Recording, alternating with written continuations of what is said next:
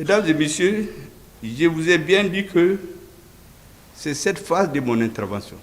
Ça, c'était en quelque sorte le discours que j'appelle administratif. C'est un peu les comptes rendus, ce que les techniciens ont écrit, mais le discours politique, il y a eu des éléments qui ont intervenu, mais le discours politique doit parler massivement des réalités, parce que c'est ce qui détermine le reste. Sans un discours politique bien compris, les actes administratifs ne vont pas loin. Ils vont rester entre les grands connaisseurs. Et donc, à présent, mesdames et messieurs, la deuxième étape de mon intervention se rapporte à un aspect de l'actualité nationale, internationale et africaine. Il s'agit précisément du débat entre l'AES et la CEDEAO. Attachez vos ceintures.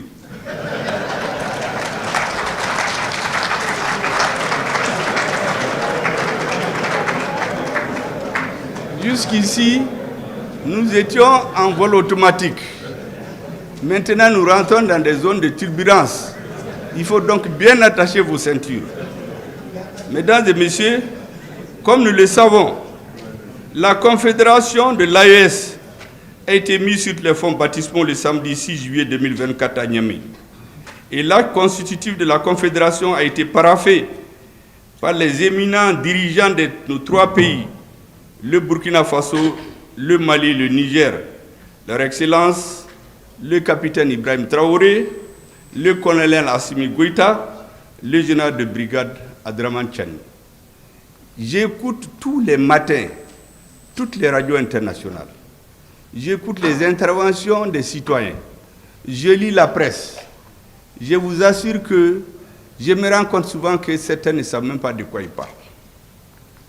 Parce qu'il y a une campagne médiatique internationale de semer le trouble dans l'esprit des Africains, de l'AES, en disant « Mais oui, on est une seule famille, on est en train de sortir de la famille, anga ben, anga faranyonka, sinon on va se diviser. » Mais dans le monde de toujours, est-ce que vous avez vu une décision importante qui n'avait pas été la décision de quelques hommes déterminés qui ont le sens de l'histoire? Aucun des grands dirigeants qui a marqué l'histoire n'est allé chercher le consensus total sur ce qu'il fait. On choisit ce qui est intéressant pour le peuple à un moment donné de l'histoire. Et on prend cette voie, que ce soit par élection. Dans les élections, vous voyez, les présidents qui viennent, ils compétissent, il y a un qui prend, qui gagne, mais c'est sa ligne qui s'impose à tout le monde, jusqu'aux élections suivantes. Mais il ne vient pas dire, ah, on met tout le monde ensemble. Mais ça, c'est quoi ça? Si vous mettez tout le monde ensemble, vous ne ferez rien. Parce que dans une société, les avis sont contradictoires. Quand un avis prime, c'est lui qui s'impose jusqu'à ce que le peuple ou l'histoire rejette cette ligne et suit une autre ligne. Donc même les dirigeants démocratiques, cette histoire de consensus des dirigeants, tout le monde ensemble, c'est pas ça. Les grands pays, si vous les regardez, à chaque étape de leur histoire, les dirigeants choisissent une voie. Ils l'expliquent au peuple et ils avancent. Si c'est à travers des élections, si ça ne marche pas, on les enlève. Si c'est d'autres voies, on trouve les moyens de les enlever. Mais ils ne viennent pas s'asseoir pour dire que tant qu'ils n'ont pas l'assentiment de tout le monde, ils ne vont jamais avancer. Ça n'existe pas. Et ces pays où on a inventé le terme clivant, parce que moi je sais que ça a été élaboré ailleurs et mis dans la bouche de certains, mais chez eux, ils sont clivants. Chez eux, les dirigeants font ce qu'ils ont dit au peuple, avec quoi d'autres n'étaient pas d'accord, jusqu'à ce qu'ils réussissent ou ils échouent. Et donc les dirigeants de l'AES ont fait un choix au nom de leur peuple. Notre rôle, c'est de l'expliquer à nos peuples, convaincre de la justesse de notre choix et espérer que l'histoire nous donne raison. Et je suis sûr qu'on aura raison. Si l'histoire montrera le contraire, les peuples tireront les conclusions. C'est pour cela que lorsque j'écoute tous ces discours, Je me dis, mais il faut quand même donner quelques éclaircissements aux uns et aux autres. Les dirigeants maliens, burkinabés, Niger, ne se sont pas levés comme ça pour quitter les casernes, venir dire qu'ils sont au pouvoir. Mais au Mali, on n'avait plus de pays. Les 80% de notre pays étaient occupés par les terroristes. Ce n'est que dans la capitale qu'on voyage, on fait des meetings, on fait des cravates, mais alors il n'y avait rien. Moi, depuis 2014, je ne peux pas aller dans mon village. Il y a des chefs de parti qui demandent des élections, mais ils ne peuvent pas aller chez eux, faire des élections. Mais le peuple a dit que ça suffit. Il a manifesté pendant des mois. Et l'armée malienne est venue délivrer le peuple malien. Donc les militaires maliens ne se sont pas levés, quitté le front et venir prendre le pouvoir. Ça, c'est le Mali. Au Burkina, c'est une autre réalité. Là-bas, le système démocratique marchait. On a fait les élections. Il y a un président qui est là, une assemblée, tout fonctionnait. Mais c'est l'insécurité encore. Les citoyens ne vivaient pas. Finalement, ils se sont révoltés. Donc c'est le résultat d'une insurrection militaire qui a mis fin à ce qu'ils appellent le régime démocratique. Au Niger, c'est l'illustration la plus éclatante, où vous aviez un président qui dit à son armée, il ne faut pas vous battre, vous êtes trop faible, vos adversaires sont plus forts que vous. Mais en période de guerre, ça c'est intelligence avec l'ennemi. Ça c'était le Niger. On tuait les gens par milliers. On ne pouvait pas même pas manifester. Vous vous rappelez quand Barkhane a quitté ici, les Nigériens qui ont voulu dire non. Mais le meneur de la contestation, on l'a tué, on l'a brûlé dans sa voiture, personne n'en parle jusqu'à aujourd'hui. On a terrorisé les Nigériens. Ils étaient obligés d'être cloîtrés chez eux. Vous sortez votre tête, on fracasse. On continue à tuer les militaires. La population était désarroie. Donc les militaires nigériens ne se sont pas levés du jour au lendemain pour venir au pouvoir. C'est pour délivrer ce peuple-là, qui ne pouvait plus parler, qui ne pouvait plus agir.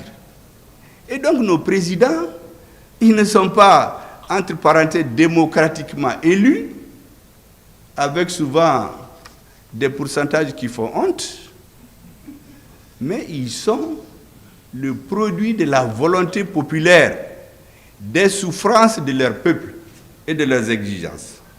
C'est pour cela que, lorsque le 7 juillet 2024, le 6 juillet a été mis sur les fonds baptismaux de la Confédération de l'AES, nous avons vu dès le 7 juillet se tenir à Abuja une réunion de la CEDEAO qui avait à son ordre du jour, entre autres, la question du retrait de cette institution des 3 pays constituant la Confédération de l'AES. Mais à l'issue de ce sommet, la CEDEAO a pris certaines décisions sur ce sujet. D'abord, je constate que la Confédération de l'AES a confirmé le retrait définitif des 3 pays membres de la CEDEAO. Mais la CEDEAO, en réponse, ne s'est pas posé la question pourquoi ils sont partis. Elle est restée dans les anciennes méthodes, les sanctions, le bâton, on menace de sanctions. Mais on a fait ça contre le Mali, ça a échoué. On a fait contre le Burkina, ça a échoué. On a fait contre le Niger, ça a échoué. Mais pourquoi on ne change pas? Les êtres vivants ont une caractéristique, c'est leur capacité de tirer des leçons de ce qui arrive. Comment une organisation des peuples, disons, moi je ne crois pas que c'est les peuples, des dirigeants, ne tire pas les leçons de ce qui s'est passé. Au moins on devait s'asseoir. On a fait ça contre le Mali, quel a été le résultat? Ainsi de suite. Qu'est-ce qu'on fait maintenant? Non, on vient les mêmes méthodes, les sanctions, les menaces, les punitions, les menaces de punition contre nos pays. Et le ridicule, c'est que le représentant de l'Union africaine, un fonctionnaire recruté sur appel d'offres, est allé donner une appréciation sur les choix des peuples des 3 pays. Un fonctionnaire payé sur ça, on peut le renvoyer à tout moment. Il n'est pas élu. Il va condamner le Niger, le Burkina et le Mali. Mais ce n'est pas la première fois, vous vous rappelez quand au Mali il y a eu le changement de régime, c'était un fonctionnaire de la CEDEAO, avant la conférence des chefs d'État, qui a décidé de sanctionner le Mali. Mais pourquoi les Africains ne retiennent pas la moindre des choses, des leçons qu'ils ont apprises? Mais ces organisations, c'est très clair que c'est la conférence des chefs d'État qui prend une décision. Mais pourquoi un fonctionnaire va prendre des décisions? Bon, voici le problème des Africains. Dès que quelqu'un est dans un poste de responsabilité, il croit qu'il va faire ce qu'il veut. Or, il faut faire ce que la loi a dit. Donc, ce que ce fonctionnaire de l'Union africaine a fait, ce n'était pas la première fois. Heureusement d'ailleurs que le même jour, nos vaillants et brillants ministres des Affaires étrangères lui ont donné un coup de poing, au point qu'on n'en parle même plus, je ne sais même pas où est-ce qu'il est actuellement, parce qu'on a demandé à l'Union africaine carrément de tirer les leçons, parce que ce monsieur est venu se mêler de ce qui ne le concerne pas. Il a outrepassé ses missions. Il n'a pas comme mission d'aller donner une appréciation sur une décision politique d'un peuple souverain. Les gens ont l'impression d'oublier ça. Mesdames et messieurs, la Confédération de l'AES est le résultat d'un retrait simultané des 3 pays de la CEDEAO à travers la déclaration du 28 janvier 2024, qui est elle-même le produit d'une maturation. Parce qu'en réalité, cette déclaration fait suite à des preuves que nous avions que certains pays étaient instrumentalisés pour agresser le Niger, renverser le pouvoir établi, instituer des fantoches. C'était ce qui était en cours. Il s'était donné très peu de temps, mais nous avons pris de vitesse. Le Mali a tout de suite, avec nos frères et amis du Burkina, s'est joint au Niger et nous avons décidé de sortir de cette organisation où on ne respecte plus les lois. Parce que ce sont des étrangers qui viennent donner de l'argent à des Africains pour étouffer, affamer, tuer dans les hôpitaux d'autres Africains. Vous vous rappelez que le G5 Sahel a fait combien d'années à demander 2 milliards dans la lutte contre le Sahel? On n'a jamais trouvé. Et voici que la fameuse force d'attente de la CEDEAO, qui attend depuis 2012. Parce qu'elle a été créée, annoncée, disons, à l'occasion de l'investiture du président Macky Sall en 2012. La force d'attente. Ils avaient dit en ce moment que c'était 5000 hommes. À cette réunion, le ministre des Affaires étrangères français a surgi, donne ses sous, pour dire au président que non, 5000 hommes, c'est trop, par rapport à juste 500 bandits au nord du Mali. Mais quelle est son affaire? Que nous prenons, comme je dis, un marteau, un éventail, un pilon, pour écraser une mouche parasite. Quelle est son affaire? Et depuis 2012, cette malheureuse force d'attente-là, elle est en train d'attendre. Et c'est l'autre jour qu'on a dit qu'on lui a trouvé 3 milliards pour aller attaquer le Niger. 3 milliards qui viendraient de l'étranger. Donc l'étranger sort l'argent, on finance, on met le couteau dans la main d'un Africain qui va poignarder son frère. Mais nous avons appris à lire l'histoire. Parce que la différence entre l'homme et les autres êtres vivants, c'est qu'il tire les leçons, il analyse. Un grand philosophe a dit que celui qui ne tire pas les leçons de l'histoire ou qui ne connaît pas l'histoire est appelé à la répéter. Et nous avons regardé ces dernières années, qu'est-ce qui est arrivé chez nous? Mais celui qui ne peut pas tirer les leçons. Vous avez une force d'attente qui attend depuis 2012. Et vous ne pouvez pas tirer les leçons, vous dire que cette force d'attente-là, elle ne vaut rien. Elle ne peut rien faire. Vous venez faire les bagabaga contre le Niger encore, que cette force d'attente va se lever et quelqu'un va vous donner 3 milliards. Mais nous avons dit très clairement à ceux qui étaient des vats en guerre, nous les avons mis en garde. J'ai utilisé la boutade, ce n'est pas comme ça qu'on a parlé bien sûr, mais j'ai utilisé la boutade en disant que nous avons été très clairs. Celui qui touche à un cheveu du Niger nous allons lui raser la tête. Parce qu'après le Niger, c'est le Burkina, après le Burkina, c'est le Mali. Nous savons ce qu'ils préparent. Ils font de la stratégie en faisant croire que c'est le Niger parce qu'ils les croient plus faibles. Comme tout le monde a peur du Mali, nous les avons tous chassés de chez nous. Donc ils veulent nous encercler. Et donc on s'est mis ensemble. On leur a dit que celui qui touche le Niger, il va voir. Et qu'est-ce qu'ils ont fait? Ils se sont tus. Cette force a continué à attendre. Jusqu'à présent, elle attend d'ailleurs. Et puis, un jour, le 30 juillet, ils se réunissent, qui est sa force d'attente est prête. Ils vont venir tomber sur le Niger. Mais le 31, nous avons fait une déclaration commune pour être très clair. C'est là-bas qu'on a décidé que celui qui touche le Burkina cette fois, le Niger cette fois-ci là, il touche nos 3 pays. Les frères se sont donné la main pour faire face à l'adversité et à celui qui se laisse instrumentaliser par des forces étrangères. Parce que cette partie de l'histoire, on l'oublie. Les gens pensent que Assimi Goïta, Abdraman Tchani et Traoré se sont retrouvés au Niger, ils ont décidé qu'on sorte. Mais il y a un processus. Donc le 30 juillet, ils ont décidé qu'ils vont tomber sur le Niger.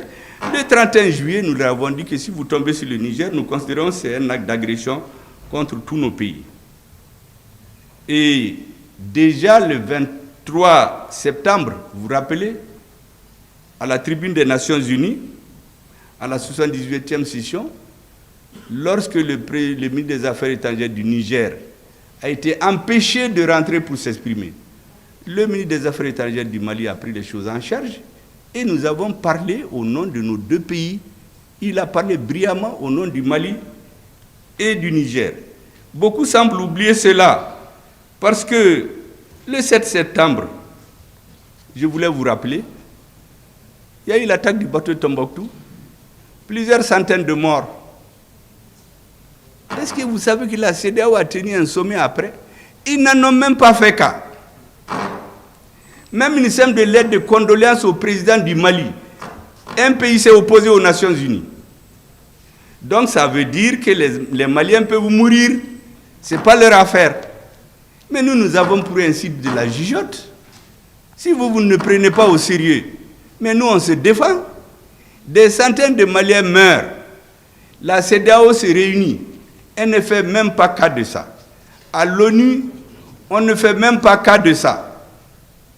Mais comment vous pouvez comprendre ces comportements? On ne peut pas continuer à accepter des choses comme ça. Mais il se trouve qu'en ce moment, nous avions le plan pour prendre Kidal. Nous avons pris Anéfis. Nous avons pris Kidal. Nous avons chassé toutes ces forces maléfiques qui étaient chez nous en train de nous tromper. Takuba, G5 Sahel, Barkhane, MINUSMA, que sais-je encore, EUTM, ECAP, qui viennent former nos militaires, et on ne donne pas des balles aux militaires. Non, qu'ils ne donnent pas d'armes létales. Mais ce n'est pas les mêmes qui disent qu'ils vont donner des armes létales pour tomber sur le Niger. Ce n'est pas les mêmes qui envoient des instructeurs dans un pays européen de l'Est avec des armes létales. Mais les gens pensent que nous, on ne réfléchit pas. Mais on compare tous les jours que Dieu fait. Et on s'est rendu compte que notre destin doit être pris en main par nous-mêmes et nos peuples. Personne d'autre ne le fera. Parce que lorsque vous avez à la tête des États des gens qui ont décidé d'être des agents d'exécution des décisions politiques des pays extra-africains, nous ne pouvions pas continuer à accepter cela. Et, mesdames et messieurs, lorsque le 14 novembre, nous avons pris Kidal, après 13 ans d'occupation, la CEDEAO n'a rien dit. Pour eux, c'était un non-événement. Et pourtant, depuis 13 ans, l'État malien a été obligé d'être chassé de Kidal. Et pourtant, quand ces forces arrivaient à Kidal, il nous avait dit, vous vous rappelez du fameux discours de François Hollande, la force Serval va au Mali pour premièrement détruire détruire le terrorisme. Deuxièmement, imposer l'autorité de l'État sur l'ensemble du territoire. Troisièmement, appliquer les résolutions des Nations Unies. Mais qu'est-ce que nous avons constaté? Depuis 2013, le terrorisme qui était confiné au nord du Mali a pris les 80% du Mali. Le terrorisme qui n'était pas au Burkina ou au Niger, où nous avions des présidents qui pensaient que c'est en se mettant au service d'autres contre le Mali que leur pouvoir va durer, s'est étendu dans ces pays. Le terrorisme est allé frapper à Grand Bassam. Le terrorisme, à partir de 2019, s'est installé au nord du Bénin et du Togo. Mais donc la première version, c'était du mensonge. Parce que vous savez, les Africains, le problème que les Européens ont utilisé les mentalités. Un Africain, ils ont deux comportements vis-à-vis de lui. Ils le caressent dans le sens du plat pour le flatter devant les gens, comme un gros bébé. Et quand ils sont seuls, on le menace pour qu'il accepte tout. C'est les deux méthodes qu'ils utilisent. Devant les caméras, c'est des amis, des accolades, mon frère et ami. Mais quand ils rentrent dans la salle, ils le menacent. Et finalement, ils ont toujours ce qu'ils veulent. Mais ça ne peut pas marcher avec nous. Nous n'avons pas besoin qu'on nous fasse des compliments. Nous voulons qu'on règle les problèmes. Et donc, pendant 10 ans, le tourisme s'est étendu. Quant à l'autorité de l'État au nord du Mali, je répète ces choses-là pour que les Africains et les Maliens comprennent. Mais qui a empêché l'État malien d'aller à Kidal? Mais c'est l'État français. Notre président de transition avait demandé un appui aérien et un renseignement. Il n'était jamais question de militaires français. Mais qu'est-ce qu'ils ont fait? Ils nous ont empêchés d'aller à Kidal. Après, ils ont amené 5000 militaires de certains pays africains, avec un budget de 1 milliard de francs CFA par jour. Pendant 10 ans, on exploite de l'or. On amène des milliers de citoyens d'autres pays africains. À Kidal, à Gao, de l'or. Où va l'or? Personne ne sait. Mais il y a une petite partie qui vient alimenter l'oligarchie à Bamako, composée de politiciens, de juges, de militaires, tous ceux qui ont de l'influence pour nous maintenir dans l'esclavage. Jusqu'au jour où Dieu a délivré le peuple malien, ils ont été chassés. Est-ce que vous savez qu'il y avait des gens qui ont 96 millions de francs CFA par jour, par mois disons, dans l'exploitation de l'or, ceux qui se sont mis à leur service? Ça, c'est la petite quantité qu'on donne à ces valets-là. Mais le reste va, on ne sait où. C'est pourquoi il y a des pays où on ne produit même pas de l'or, mais qui ont des milliers de tonnes d'or dans leur trésor. Mais nous, on lit tout ça. Aucune route, aucun puits pendant 10 ans au nord. Toutes les populations sont parties. Tous ceux qui peuvent faire les affaires économiques, les hommes d'affaires, assassinats ciblés, pour créer un vide. Et on dénigre les militaires. Moi, j'ai écouté des généraux se moquer de nos militaires. Ah, les militaires. Et puis, il y a des hommes politiques aussi qui les remboîtent le pas. Il y a des hommes politiques ici qui disent « Ah oui, au Mali, il n'y a pas de militaires. Ils ne sont bons que pour les défiler les coups d'État. Dès que tu tires, ils fuient. » Et j'entends des généraux dire là, non, non, non, même les véhicules qu'on leur donne, ils les vendent, ils enlèvent le moteur, ils enlèvent les pneus. Pour décourager les Maliens, pour amener chez eux, cultiver chez nous le rejet du militaire. Heureusement, comme je dis, notre peuple a été délivré. Notre armée nous a restitué notre dignité et notre honneur. Mais ce sont les mêmes militaires, les mêmes terroristes renforcés d'ailleurs. Pourquoi on a pris Anefis? Pourquoi on a pris Ber? Pourquoi on a pris Kidal? Parce qu'il y a une prise de conscience. Et c'est pour cela que vous aurez compris, moi depuis des mois, je fais ce qui nous est confié, parce que le président dit Beki Dioyora là. Nous on parle pour éveiller les consciences. Parce que un militaire, quand il tire une personne. Mais quand tu parles, c'est des milliers de personnes qui comprennent. C'est ce que nous sommes en train de faire. Décomplexer les Maliens, aimer leur armée, respecter les militaires, les sacraliser. C'est ce que nous sommes en train de faire. Et dans l'affaire de l'AES, on est en train de leur porter l'estocade de la contradiction. C'est eux qui ont créé les conditions du retrait des pays de l'AES. Et ils vont se réunir. Est-ce que vous imaginez cette CEDEAO? Les gens ne payent même pas leurs cotisations. C'est l'Union européenne qui paye leurs cotisations. Et c'est eux qui complètent leur budget. Vous imaginez dans le siège de la CEDEAO, il y a des militaires, des colonels et des officiers supérieurs européens qui ont des bureaux dans les bureaux de la CEDEAO pour manipuler. Vous avez vu le dernier sommet? C'est une ministre d'un autre pays qui vient. Vous avez vu la photo, elle donne des instructions, le doigt en l'air au président de la commission, comme un élève qu'on a surpris dans les toilettes. On lui fait comme ça, la tête baissée.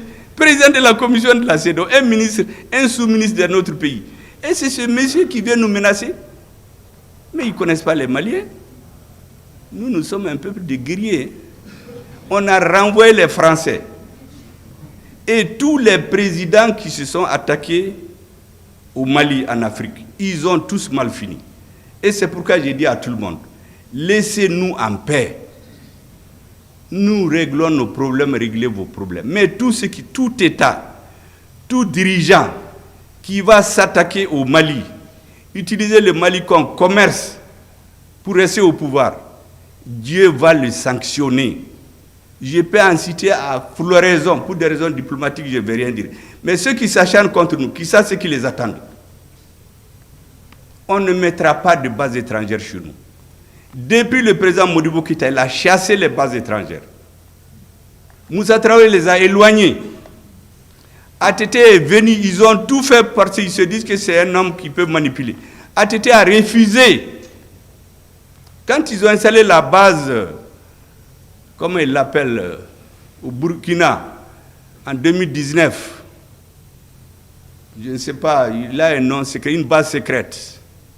Comme aujourd'hui, ils ont caché ça à la population et aux médias. Cette base est restée jusqu'à récemment. Quand le pouvoir qui l'a mené est parti, cette base-là est tombée. Pendant cette période, ils ont voulu installer une base au Mali. ATT leur a dit non. L'armée malienne ne va jamais accepter ça. Donc c'est dans notre ADN. Et qu'est-ce qu'ils ont fait? Ils ont instrumentalisé des terroristes pour obliger notre président de transition à leur faire appel. Mais même là, il a mis une nuance. Il a dit appui aérien et renseignement. Il ne leur a jamais dit de venir s'installer chez nous, mais ils sont venus. Est-ce que vous savez que même cette lettre-là, qu'ils ont fait écrire à notre président, parce que c'est leur ambassadeur qui a fait des va-et-vient et faire signer, quand on l'a cherché, il n'y en avait pas dans les archives au Mali. Pour trouver ça, on a été sur le site internet de leurs institutions. C'est là-bas qu'on a trouvé la copie de la lettre du président par intérim du Mali, qui appelle l'opération Serval. Mais vous croyez que ça peut continuer? Le Mali, le Niger, le Burkina, nous avons décidé que nous n'allions plus continuer à faire comme le passé. Et c'est pour cela que vous avez vu l'AES, c'est des organes très légers. On n'a pas créé une bureaucratie, on va mettre des agents qu'on va corrompre. C'est de façon tournante. Il n'y a pas une structure où on va placer des sièges, faire des luttes pour placer des cousins, des parents, des affidés pour vendre l'Afrique. Mais chez eux là-bas, je vous ai dit qu'à la CEDEAO, mais est-ce que vous avez vu un sommet de l'Union européenne ou de ces pays où des Africains sont dans la salle? Mais ces gens-là, dans toutes les réunions, c'est des gens des autres pays qui sont dans la salle. On les manipule dans les couloirs. Les militaires qu'on envoie là-bas, on les manipule. En réalité, on dit que mais ils sont au service de ces pays. Sinon, qu'est-ce qu'un militaire de l'Union européenne va venir faire dans les bâtiments de la CEDEAO? Qu'est-ce qu'il vient faire là-bas? Mais nous savons ce qu'il fait. Nous connaissons son nom. Je ne veux pas le dire seulement pour des raisons que vous comprenez. Nous savons de quel pays il vient. Les gens avec lesquels ils sont en contact, et là-bas et ici, on le sait. Mais il faut que les gens arrêtent. Il faut que les Africains tirent les leçons de ce qui est arrivé ici et là. Vous savez, la polémique qu'il y a aujourd'hui entre un président de l'AES et certains pays par rapport à un président de l'AES et le Niger, disons, et certains pays, par rapport aux bases secrètes. Les bases secrètes là, personne ne les a jamais reconnues. Est-ce que vous avez jamais entendu un pays dire « Ah oui, je reconnais qu'il y a des bases secrètes chez moi ». Généralement, quand les surprend la main dans le sac, ils ont deux attitudes. Ou bien ils se taisent en attendant que la tempête passe, ou bien ils se lèvent le verbe très haut pour faire des dénégations. Ah, des journalistes étrangers peuvent venir enquêter. Mais ceux qui l'ont dit, des journalistes étrangers ont été enquêtés l'autre jour, ils ont caché. Oui, j'ai oublié la base au Burkina, c'était base Sabre, en 2019. Mais on a caché ça même au peuple burkinabé. C'est une base secrète. Ils ont voulu la mettre au Mali, Atté a refusé. Le président qui était là-bas pensait qu'en faisant leur jeu, ça lui permet de durer au pouvoir. Mais après, le peuple burkinabé s'est soulevé, on l'a fait partir. Les bases secrètes, c'est pourquoi ça s'appelle secrète. Ils ne les reconnaissent jamais. C'est de cette base-là qu'ils avaient prévu de tomber sur le Niger, renverser le régime. C'est pour cela que le 28 janvier, nous nous sommes retrouvés. On a dit qu'on quitte cette maléfique organisation pour qu'on ne se serve pas de ces textes pour nous brimer. Mais ces aspects, on les oublie. Comme si les présidents ont pris leur avion, ils ont été à Niamey, ils ont dit, bon, on crée l'AES. Ou ceux qui disent, mais qu'est-ce qu'on va devenir? Mais nos peuples ont existé avant la CEDEAO. Pourquoi ils vont pas? Ça me rappelle exactement quand on chassait l'aménagement d'ici. On dit, mais qu'est-ce que les Maliens qui travaillent là-bas vont devenir? Mais ces Maliens existaient avant la CEDEAO. Vraiment, je voulais dire que tout cela doit amener les Africains à comprendre. Notre dessein doit dépendre exclusivement de nous, de nos peuples, de nos dirigeants. Et je termine par une dernière mise en garde. Je l'ai dit, je le répète. Je ne veux pas jurer, mais je suis sûr. Tous les pays, tous les dirigeants, qu'ils soient africains ou ailleurs, qui se mettent dans des complots contre notre peuple, ils vont payer ça. L'agenda de Dieu est différent de celui des hommes. Il y en a qui vont perdre les élections, ils vont fuir le lendemain. On a vu ici. Dès le lendemain, ils ont fui. Pourtant, ils ont tout fait. Emprisonner 1000 personnes, tuer 60 personnes, emprisonner des avocats, violer toutes les lois pour pouvoir éliminer un adversaire politique. On dit que c'est la démocratie. Mais la démocratie, c'est les lois. Lorsqu'on utilise tout ça, le nombre de personnes, si c'était dans un régime militaire qui a eu 60 morts d'un coup, ils allaient dire, mais ça c'est la dictature militaire. On est en train de tuer la population. Mais ceux qui sont morts dans ce pays-là, ce n'est pas des citoyens. Mais on dit que le président est démocrate. Ou on fait un coup d'État au Niger, on dit qu'on va faire une réunion de défense à Paris. Et quelques jours après, il y a un coup d'État dans un pays africain. Ils disent, non, on va suivre ce qui va se passer là-bas. Et puis, quelques jours après, le ministre des Affaires étrangères de l'Union européenne, Joseph Borrell, il réunit les ministres de la Défense et des Affaires étrangères de l'Union européenne à Toledo, en Espagne. Il leur dit, hey, attention, hein, en Afrique, là, nous avons des intérêts. Il faut qu'on cherche à les comprendre. J'ai dit, ah bon? Toi, tu te réveilles à 14h, nous, on est sur pied depuis 6h. Tu viens nous apprendre maintenant.